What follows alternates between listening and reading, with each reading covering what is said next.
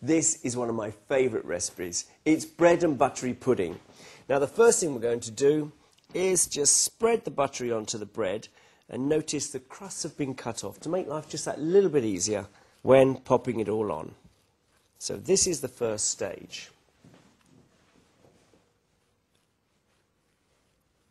The next thing I'm going to do is just split them in two like that. So basically we've got nice little triangles, which is going to give us a better presentation and of course much easier to fit the bread into the dishes that we're going to be cooking them in.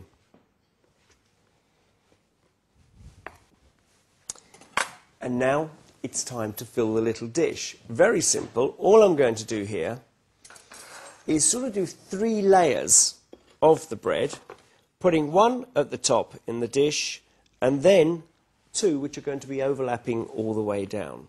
You're going to need about a dozen slices of bread in total. And the next thing I'm going to add is a little touch of nutmeg and then a mixture of raisins and sultanas, about 25 grams of each. So we can just sprinkle those on. Now we turn the dish around and repeat exactly the same process.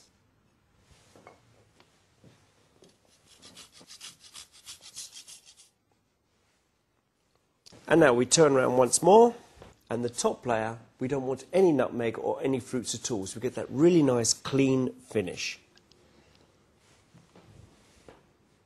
So that's that stage so far. The next thing is the custard itself. Now in here I have 800 millilitres of semi-skimmed milk, and to that we're going to add egg yolks, 8 of which I have in this bowl, and 175 grams of sugar. One other flavour I'm going to add to that milk, of course, I'll be mentioning the vanilla. And here I've just taken a fresh vanilla pod and I've split this and scraped the seeds, but the pod is going in. And of course the nice little vanilla seeds we have here, which we can just stir in to the milk to really take on that lovely little spicy flavour. Now it's time to whisk the egg yolks and the sugar together.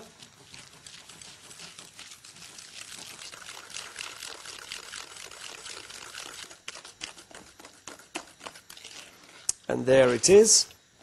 As you can see, quite creamy, ready to pour in the hot custard the moment it comes up to simmering point. And now the milk is just at that point, so we can lift out that pod. Let's pop that in there, switch that off, and now literally just pour that slowly on top of the eggs and the sugar.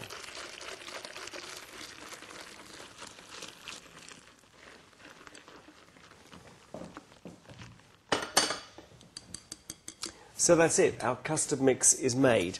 The next thing we're going to do is just simply ladle it on top of the bread. Now one of the other secrets when making this pudding, as you're pouring the custard on, when it looks as if it's full, just leave it to rest for a good 20 to 30 minutes, and slowly but surely during that period the custard will be even more absorbed by the bread, leaving you more space to finish off exactly what you've got sitting in this bowl.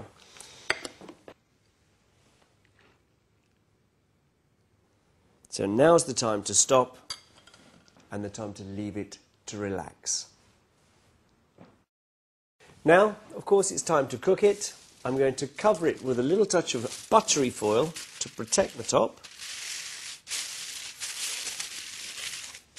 And the next stage is to cook it in a water bath, just allowing the water to come about halfway up the side of the dish. So let's pop that in here. And the water has already been preheated.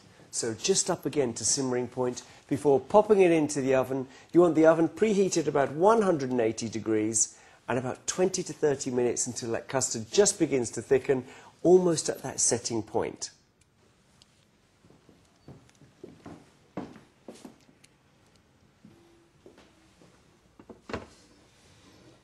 So now the bread and buttery pudding is ready.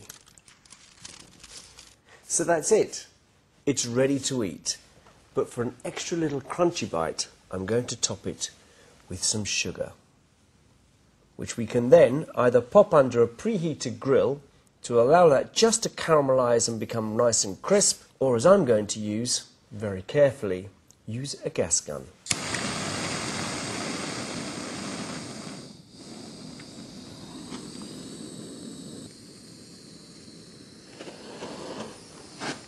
So, there we are. As simple as that. And you can see now why this bread and flora buttery pudding is one of my favourites. Crispy, but succulent underneath. Hope you enjoy it.